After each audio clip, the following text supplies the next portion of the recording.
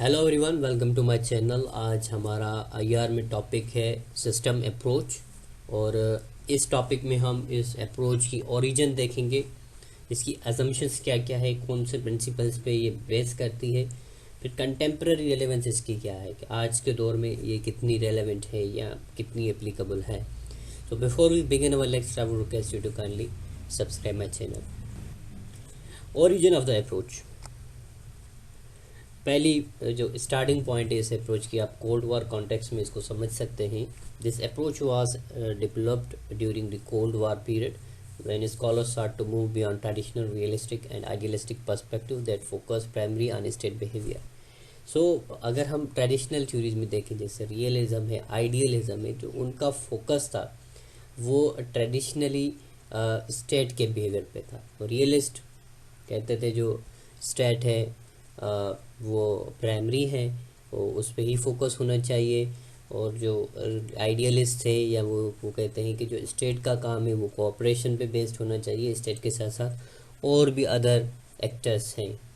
But this approach it aim to provide a more comprehensive understanding of global politics by considering the interaction between states, organisation, non state actors and global institutions. इस approach की ये believe है कि beyond the state भी कुछ चीज़ें हैं, सिर्फ स्टेट्स नहीं है, स्टेट्स के साथ साथ आप उनका जो इंटरेक्शन है इंटरनेशनल ऑर्गेनाइजेशंस लाइक यूएनओ तब था और मोस्टली और भी ऑर्गेनाइजेशंस थे।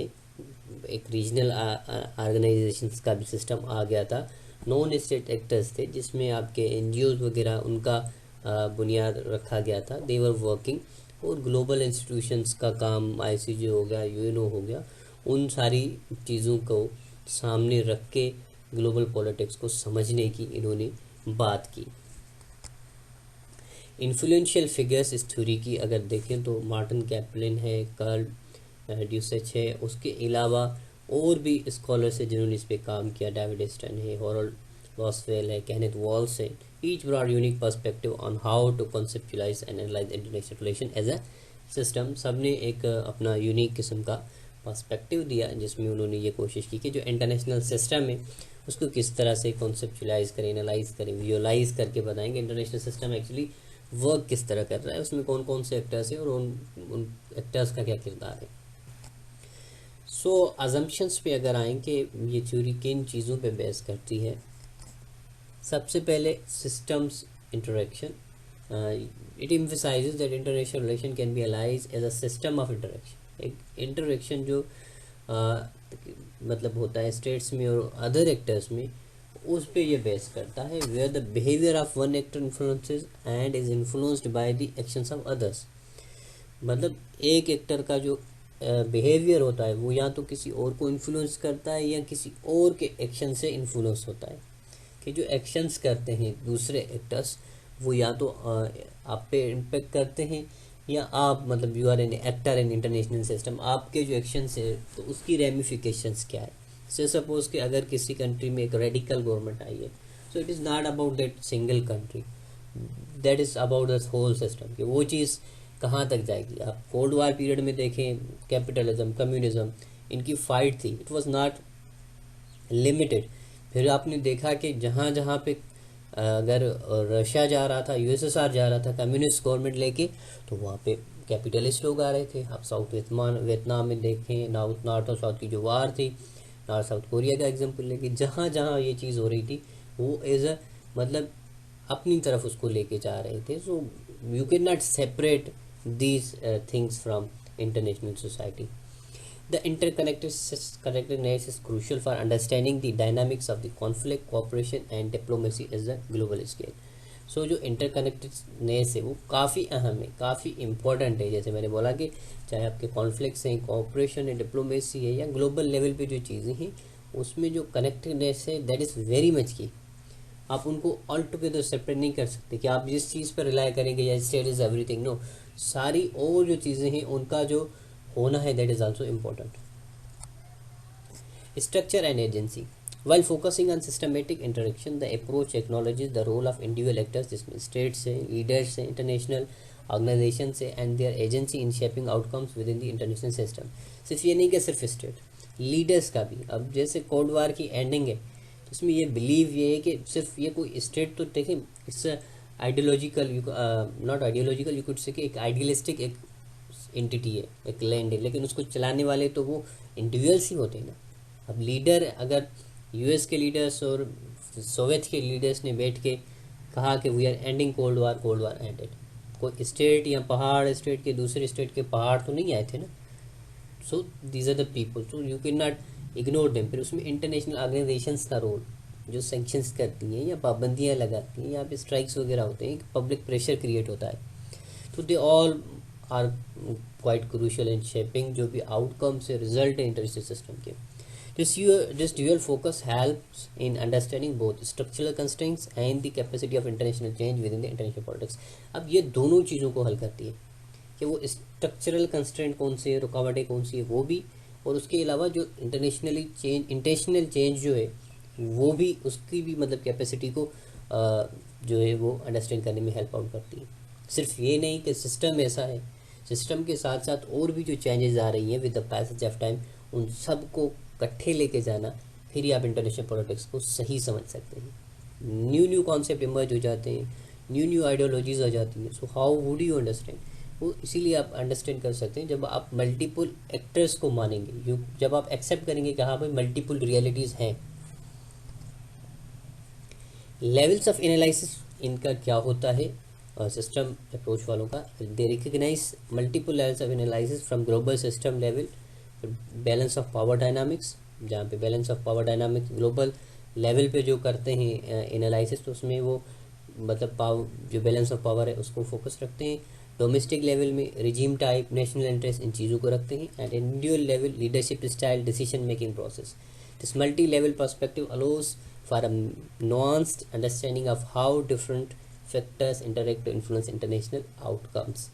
अब ये 3 लेवल्स हैं। देखिए अगर आप पूरी दुनिया को आप समझ सकते हैं तो आप पहले देखें कि global level balance of power कहाँ लाया करता है, कितने पावर्स है, फिर उनमें बैलेंस ऑफ पावर की डायनामिक्स क्या है। फिर अगर आप किसी एक पर्टिकुलर कंट्री पे आ जाते हैं, डोमेस्टिक लेवल की सियासत को समझना चाहते हैं, आप रिजीम को देखें और उसके नेशनल इंटरेस्ट को देखें।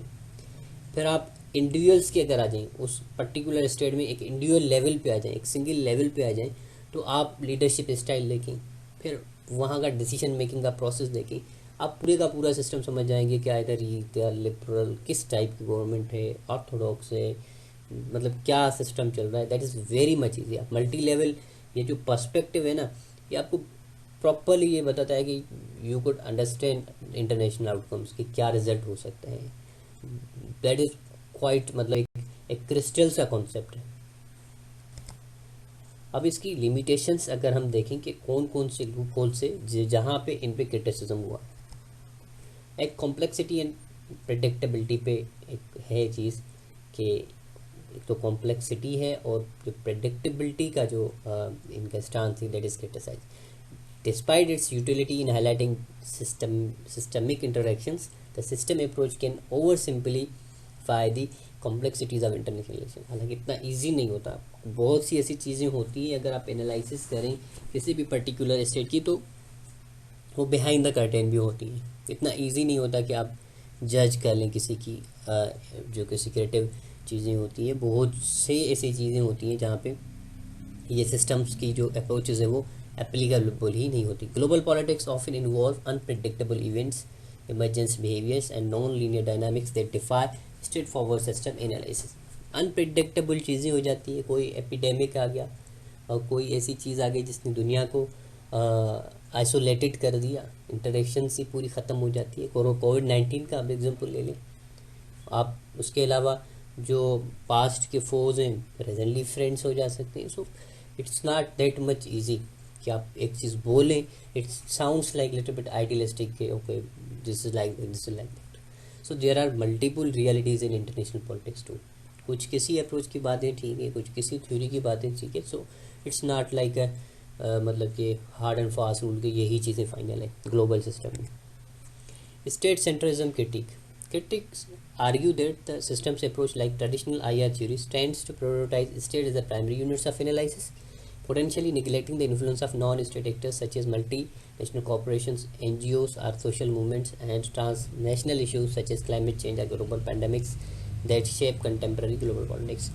अब इनकी मल्टीपल रियलिटीज़ की बाद में देखें तो सबसे ज़्यादा मोस्टली फोर्स स्टेट्स पे है, balance of power, national interest, leadership style.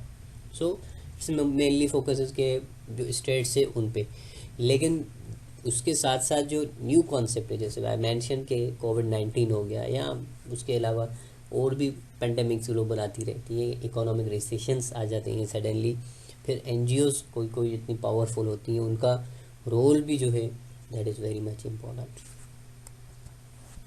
Empirical challenges. Implementing the system approach in empirical research can be challenging due to the difficulty in quantifying and measuring systematic variables. जैसे मैंने पहले आपको बताया, आप इनको मैयर नहीं कर सकते, मतलब सच एज पावर डिस्ट्रीब्यूशन से, अलायंस नेटवर्क से, ग्लोबल गवर्नेंस स्ट्रक्चर से, you can not Maihar them.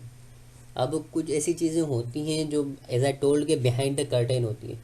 सब ऐसी चीज़ें इंटरनेशनल पॉलिटिक्स में मतलब आपके सामने नहीं आ सकती ना।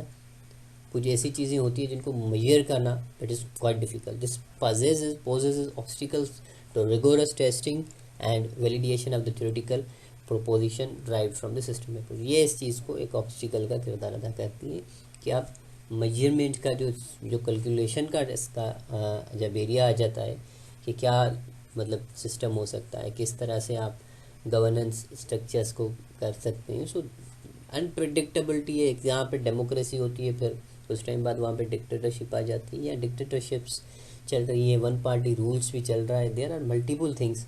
सो एक पर्टिकुलर आप चीज़ नहीं दे सकते कि यार ये एक चीज़ है, इस पर ही पूरा सिस्टम चलेगा। सो क्रिटिसिज्म सिंपली के एक तो प्रेडिक्टेबिलिटी का जो इनका स्टांस है उस पर किया जाता है। उसके अलावा जो मेन, हालांकि सिस्टम्स अप्रोच में भी ये है कि इस सिस्टम में मल्टीपल एक्टर्स हैं, बट जो प्राइमरी इनका फोकस है दैट इज स्टेट सेंट्रलिज्म। इस वजह से क्रिटिसाइज करते हैं कि जस्ट नॉट स्टेट, क्योंकि बाद में जो अप्रोचेस हैं तो उनका इस पर है। फिर उसके अलावा एम्पिरिकल चैलेंजेस के क्वान्टिफाई किस तरह आप करेंगे, सिस्टम्स वेरिएबल्स को किस तरह मेजर करेंगे, ये इन पे क्रिटिसिज्म है या इनकी लिमिटेशन सब बोले। कंटेम्प्रेरी रेलेवेंस इस अप्रोच की क्या है? ग्लोबलाइजेशन इस चीज़ को काफ़ी सपोर्ट करता है, इनके स्टांस को। In the era of globalisation the system approach remains relevant as it helps in understanding how interconnectedness and interdependence among states and non-state actors shape contemporary global issues from economic integration to security threats। जैसे हमने starting में points पढ़ रहे थे कि system approach में ये होता है कि जो इंटरकनेक्टेडनेस है या जो इंटरडिपेंडेंस है, you can not ignore it. State सिर्फ इंडिविजुअल नहीं है, उसके साथ साथ और भी चीज़ें हैं, वो दोनों इकट्ठे चलती हैं। अब जब ग्लोबलाइजेशन में हम रह रहे हैं तो उसमें एक तो कंट्रीज आपस में इंटरकनेक्टेड हैं और इंटरडिपेंडेंट हैं, आपस में जुड़े हुए हैं, और नॉन स्टेट एक्टर्स भी हैं जो कि ग्लोबल इश्यूज़ हैं, उसके अलावा जो इकोनॉमिक इंटीग्रेशन है और सिक्योरिटी थ्रेट्स है, उन सबको वो कलेक्टिवली ले सकते हैं। आप कोविड-19 का मिसाल ले लें, आप वार्स का मिसाल ले लें, रशिया यूक्रेन वार का मिसाल ले लें, आप इकोनॉमिक इंटरडिपेंडेंस देखें, चाइना की यूरोप तक उसकी ग्रोथ देखें। So it has proven that कि जो स्टेट्स हैं अदर एक्टर्स के साथ economically and on multiple fronts वो इंटरकनेक्टेड हैं। Complex interdependencies. Analyzing issues like international trade, climate change, or cybersecurity requires a systematic approach to grasp how actions in one domain, example economic policy, can ripple through other sectors and affect global stability and cooperation।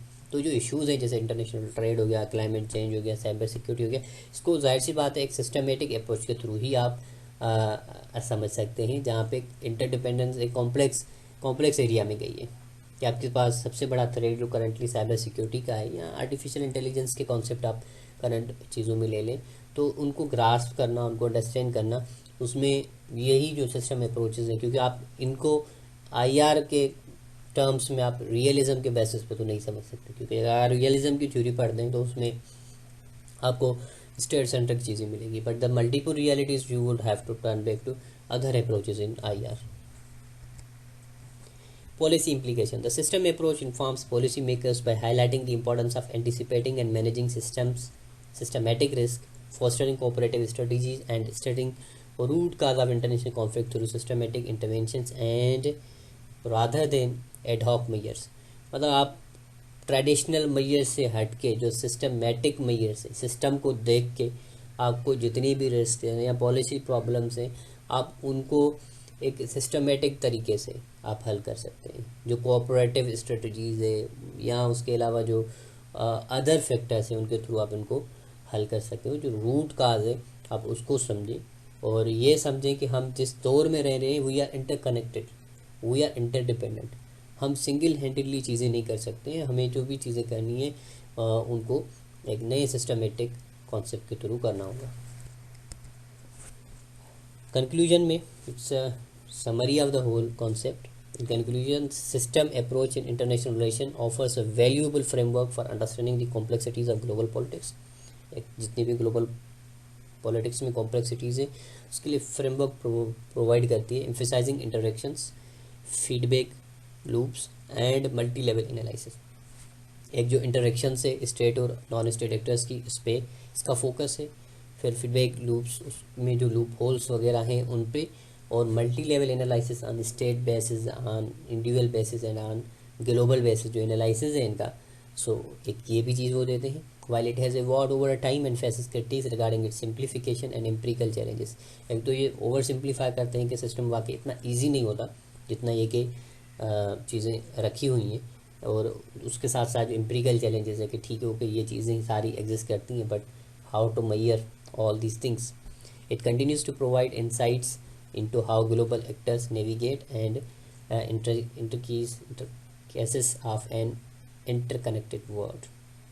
और ये सारी चीज़ें वो दिखाते हैं, उनको show करने की कोशिश करते हैं कि ग्लोबल एक्टर्स किस तरह से एक इंटरकनेक्टेड वर्क में नेविगेट करते हैं या और किस तरह उनका सिस्टम चलता है, वो किस तरह वर्क करते हैं। Goodbye till next time.